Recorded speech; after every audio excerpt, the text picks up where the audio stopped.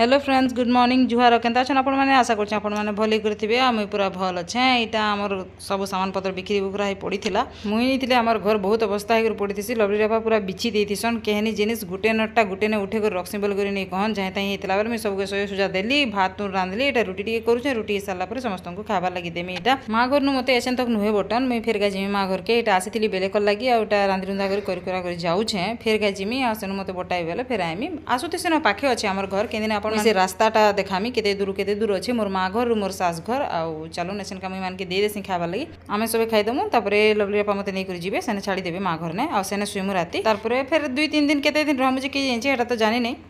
आ मोर video मैंने जेन माने भी देखसन जदि भल लागसी लाइक शेयर और सब्सक्राइब जरूर कर देबे सब्सक्राइब करले मोर चैनल के भी सपोर्ट मिलबा आ मुई भल भल वीडियो बने करी आपन मान के देखे पारमे एटा लवली साड़ी पिनथिला आ बाहरु नै थाई घरु बेले कृष्णा जबरदस्ती थाई घिची घिची कर नउछे आ राम के सबके देखाला देखो केनता लवली दीदी पिनिचन बोली करी बढ़िया दिसु।